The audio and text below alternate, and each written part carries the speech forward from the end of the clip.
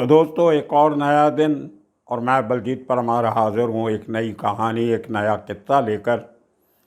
आज हम बात करेंगे एक अहम मुद्दे की।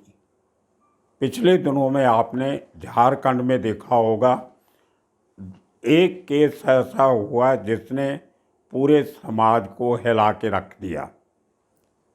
हुआ कुछ ऐसे, शुरुआती रिपोर्ट में ये कहा गया कि एक मुस्लिम लड़के ने एक हिंदू लड़की को जला के मार दिया। केस रजिस्टर हो गया, लड़का पकड़ा गया, बहुत तूफान हुआ, बवाल मचा, लोग सड़कों पे आए, मुजाहरे हुए, जुलूस निकाले गए, बंद किए गए और पॉलिटिकल लीडर्स ने अपनी पॉलिटिकल रोटियां सेकनी शुरू कर दी। और वो मुख्यमंत्री जिसको उस समय ध्यान देना चाहिए था लॉ एंड ऑर्डर समस्या पे, अपने राज्य की पुलिस फोर्स को कंट्रोल करने की बात करनी थी, क्राइम कंट्रोल करने की बात करनी थी, उसकी सरकार गिराने की कोशिशें शुरू हो गई। और वो शख्स अपने सारे एमएलएज को बसों में लाद के पहले कहीं और ले जाता है और फिर रायपुर ले जाता है, जहाँ पे उसकी एक सहयोगी पार्टी की सरकार है। तो वो शख्स जिसको इस बहुत बड़ी समस्या से जूझना था, लड़ना था, कंट्रोल करना था, वो चीफ मिनिस्टर अपनी कुर्सी बचाने के लिए अपने एमएलए लेके भागे भागे फिर रहा था। और उतनी ही शर्मनाक हरकत अपोजिशन पार्टीज़ ने की, जिनको समाज में एक सौहार्द बना के रखना चाहिए था, पीसफुल एटमॉस्फेयर बना के रखना चाहिए था, वो सरकार गिराने की कवायद में जुड़ गए। ये हमारे देश की ट्रेजेडी है। हम धर्म को हर चीज़ से जोड़ के देखते हैं। क्राइम कहीं भी दुनिया में किसी भी धर्म के लोग कर सकते हैं और करते हैं। मैं हमेशा कहता हूँ, क्रिमिनल का कोई धर्म नहीं होता।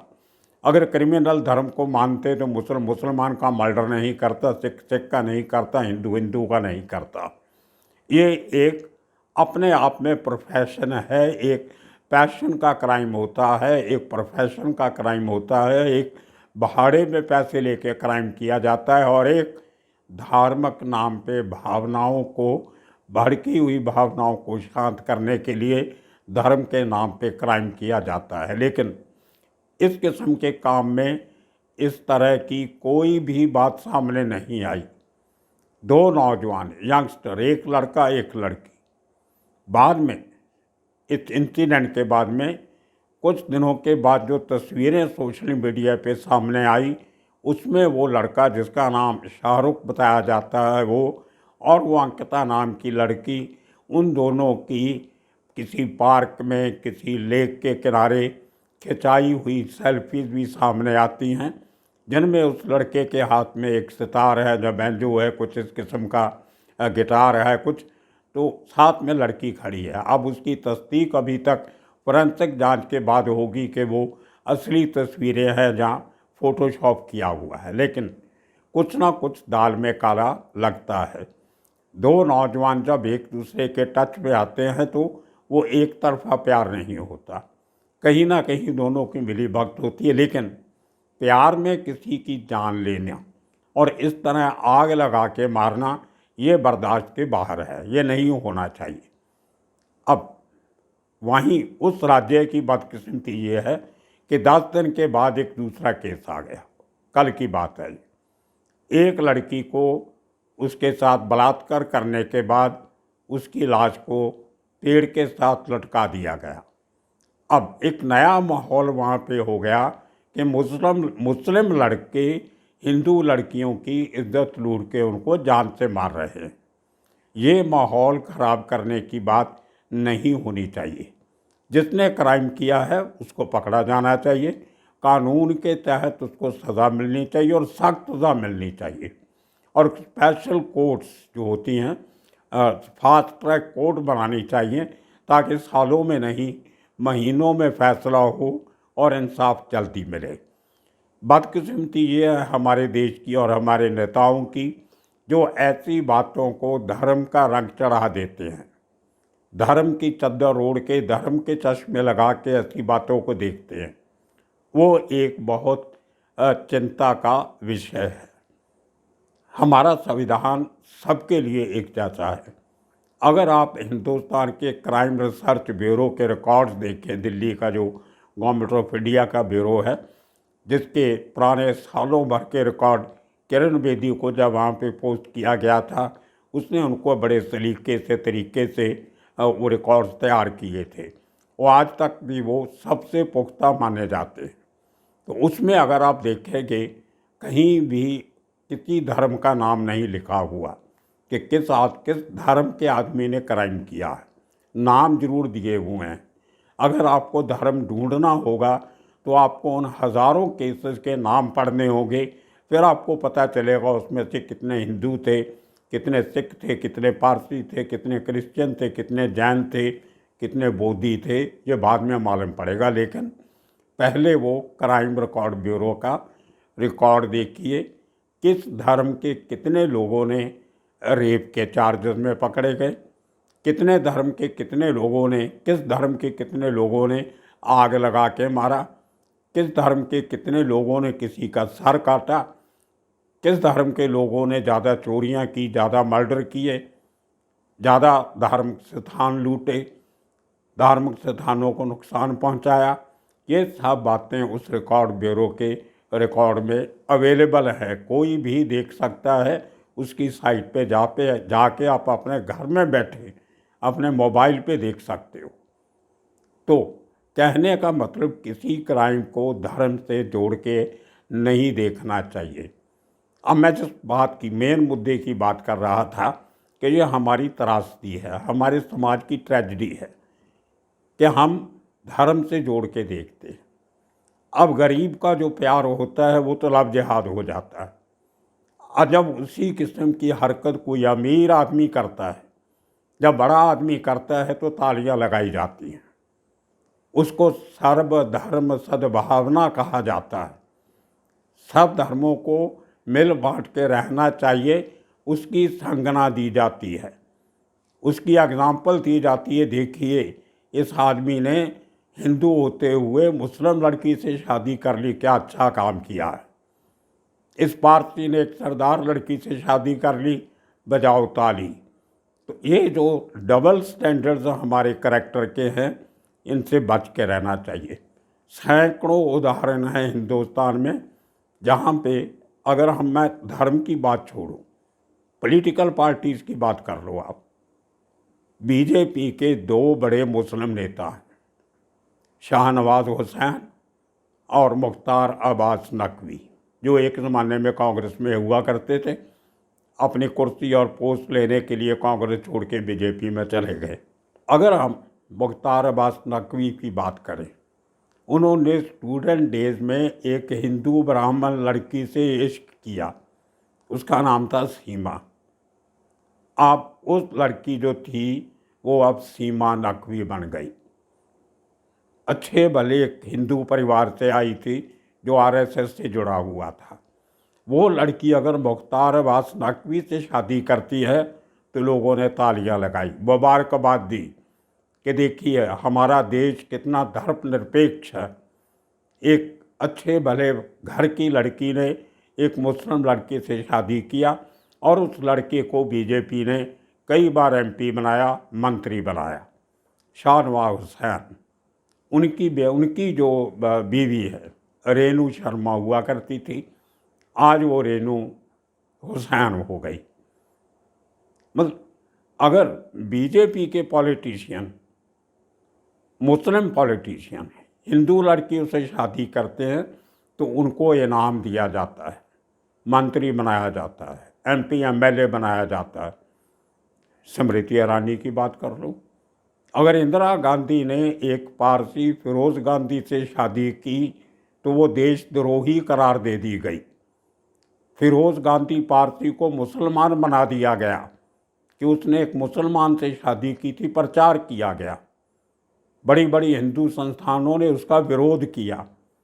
इंदिरा गांधी फिरोज़ गांधी से, पारसी से, जो हिंदुस्तान का पैदा हुआ इंडियन नेशनल था, उस पारसी से शादी के लिए देशद्रोही बन जाती है। और स्मृति मल्होत्रा, दिल्ली में पैदा हुई पंजाबी परिवार की लड़की, अगर एक ईरानी से शादी करती है, पारसी से शादी करती है, तो वो बहुत बड़ा कमाल का काम करती है।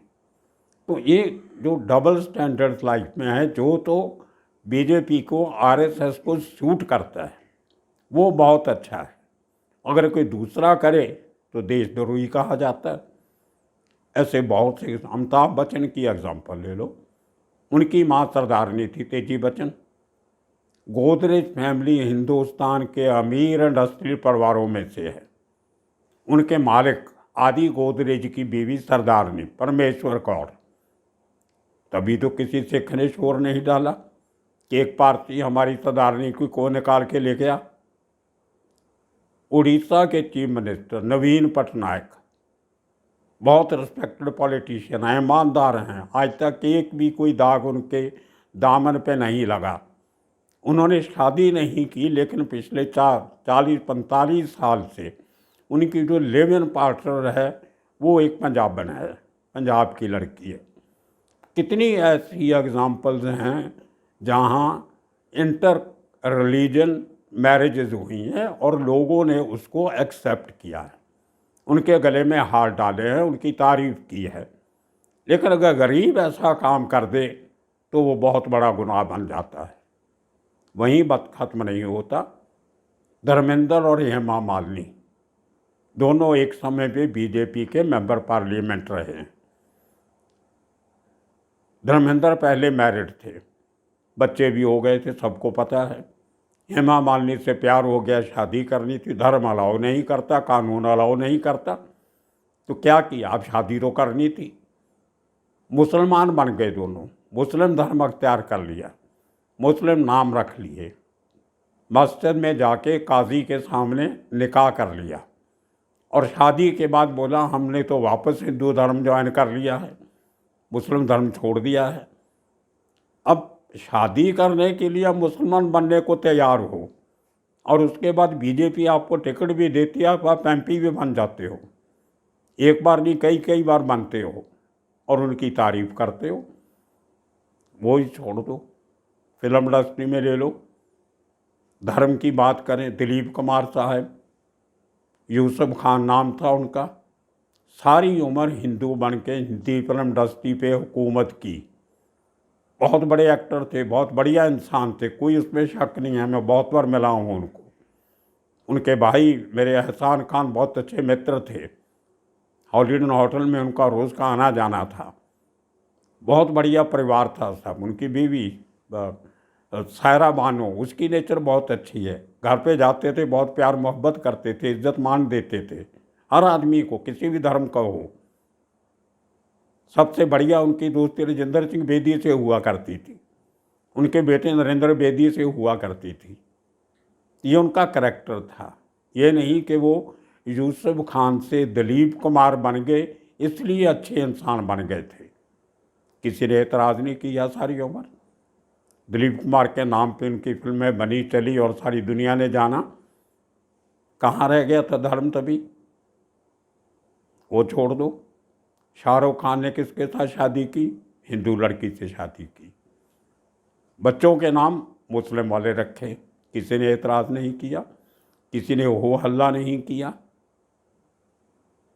सलमान खान के भाई ने, और खुद अभी रिसेंटली सलमान खान ने खुद हिंदू लड़की से शादी की है। उनके भाई ने पहले मलाइका अरोड़ा से शादी की, वो पंजाबन थी, सरदारनी थी, किसी ने एतराज़ नहीं किया।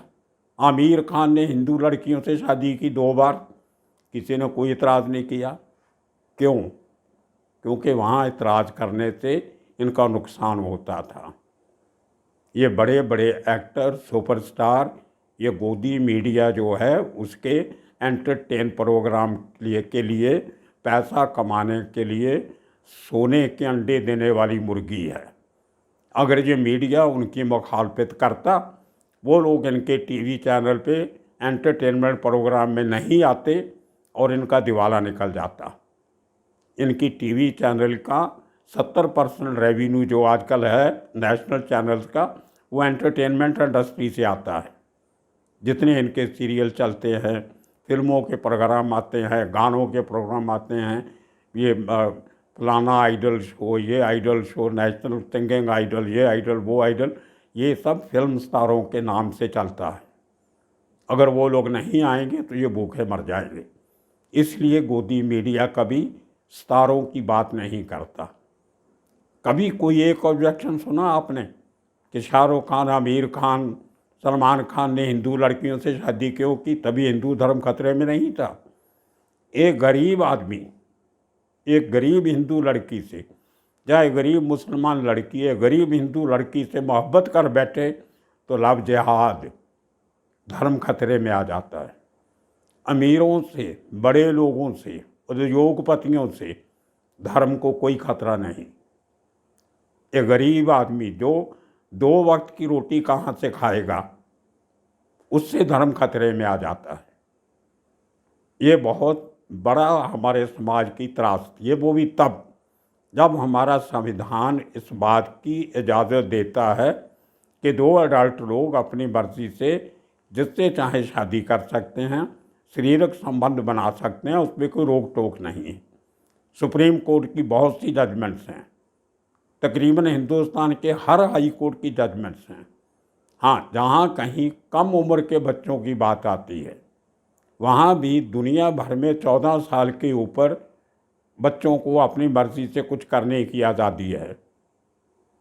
वो लोग समय के साथ साथ चलते हैं। हमारे यहाँ अभी भी वही दकियानुसी बातें चलती हैं। अब एक लड़की घर वालों से चोरी भाग के लड़के के साथ मिलने जाती है, बाग में, बगीचे में, सिनेमे में, क्लब में, डिस्को में, तभी कोई इतराज़ नहीं होता। जब कोई वारदात हो जाती है तो फिर हो हल्ला हो जाता है, फिर धर्म खतरे में पड़ जाता है। ये बात कानून के भी, समाज के भी, लॉजिक के, इंसानियत के खिलाफ है। जहाँ तक क्राइम का मामला है, बिल्कुल स्पष्ट बात है, क्राइम को कभी माफ़ नहीं किया जा सकता और ना करना चाहिए। भले और सख्त कानून बनाओ।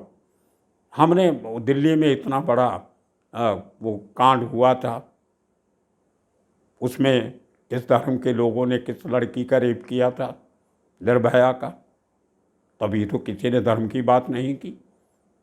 किसी ने बोला कि ये हिंदू लड़कों ने हिंदू लड़की का रेप किया है, उसको जान से मार दिया, हिंदू धर्म बहुत ख़राब है, हिंदू धर्म बहुत बुरा है, बोला किसी ने? शिमला में कोट खाई का किस्सा सबको मालूम है, गुड़िया का। किसी ने हो हल्ला किया, किसी धर्म के आप बात की, लेकिन जब कहीं दूसरे धर्म की बात आ जाए तो धर्म खतरे में। ये बात समझ में नहीं आती। ऐसे ही चलता रहा तो एक देश के अंदर 2 देश बन जाएंगे। आज मैं टीवी देख रहा था तो राहुल गांधी ये बात कर रहे थे कहीं कि अब एक देश नहीं 2 देश बन गए। एक अमीरों का देश, एक गरीबों का देश, एक उद्योगपतियों का देश, एक आम जनता का देश। तो हमें इस देश को एक रखना है या 2 देशों में बांटना है, कभी धर्म के नाम पे, कभी उद्योगपतियों के नाम पे, कभी आइडियोलॉजी के नाम पे।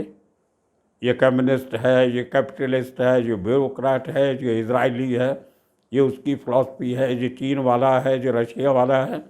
क्या इन बातों से देश चलेगा? और अगर आप कहीं ध्यान से देखो, मेरा किसी पॉलिटिकल पार्टी से कोई लेना देना नहीं है।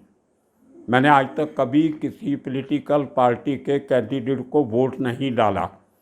मैं हमेशा एक अच्छे, ईमानदार, इंडिपेंडेंट को वोट डालता हूँ, जिसको मैं जानता भी नहीं होता। पार्टी कैंडिडेट को वोट इसलिए नहीं डालता कि सब पार्टियों की आइडियोलॉजी मुझे बेहुदा लगती है। ये आम आदमी के साथ जुड़े हुए नहीं हैं।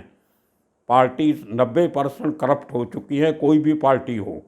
इनका कोई असूल नहीं है, कोई धर्म नहीं है, सिर्फ करप्शन, पैसा कमाना, भाई भतीजावाद, अपनी जेब भरनी, अपना घर भरना। लेकिन एक गांधी फैमिली, अगर आप हिस्टोरिकली देखो, इंदिरा गांधी ने एक पारसी से शादी की, उसके बाद उसके बड़े बेटे ने क्रिश्चियन के साथ शादी की, राजीव गांधी ने सोनिया गांधी के साथ। उसने अपना नाम बदल के पूरा नेशनलिटी बदल ली, धर्म बदल लिया, इंडियन बन गई, क्रिश्चियन बन गई, हिंदुस्तान की नागरिक बन गई। उसके बाद उनके छोटे बेटे ने एक सरदारनी से शादी की मेनका गांधी से, आहलूवालिया। पिताजी उसके सरदार जी थे, आर्मी में ऑफिसर थे। उसके बाद उनकी बेटी आ गई, उसने एक पंजाबी से शादी की। तो कहीं ना कहीं वो फैमिली कम से कम धर्म के नाम पे सियासत तो नहीं करती।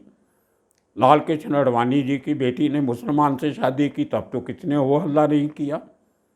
इसी तरह हमारे बहुत बड़े एडवोकेट थे, मेरे गुरु जैसे थे, उनकी बेटी ने, उनके बेटे ने मुसलमान लड़की से शादी कर ली, तभी तो कोई धर्म खतरे में नहीं हुआ। तो सैकड़ों हजारों ऐसे किस्से हैं जहाँ एक धर्म के लोगों ने दूसरे धर्म से शादी की। इसलिए इस इशू को ध्यान से सोचो। ये देश हमारा सबका है, हम किसी को देश से निकाल नहीं सकते। ना तो मुसलमान कहीं जाएंगे, ना सिख जाएंगे, ना ईसाई जाएंगे, सबको यहीं रहना है। एक देश है, इसको देश समझ के, नागरिक समझ के चलना पड़ेगा। ये लव जिहाद ये एक बहाना है, आपको बांटने की कोशिश है, आपको धर्म के नाम पे बेवकूफ़ बनाने का धंधा है, प्रोफेशन बन चुका है, वोट की पॉलिटिक्स बन चुकी है। अब गुजरात में इलेक्शन आने वाली है, हिमाचल में आने वाली है, सब पार्टियों को वोट चाहिए, केजरीवाल को भी चाहिए, मोदी को भी चाहिए, राहुल गांधी को भी चाहिए। तो इसलिए इस किस्म के मुद्दे उठाए जाएंगे, हमें इनसे सतर्क रहना चाहिए, बचना चाहिए। आने वाले दिनों में और किस्से कहानियाँ लेके फिर हाजिर होंगे। तब तक के लिए आप सबका शुक्रिया, धन्यवाद।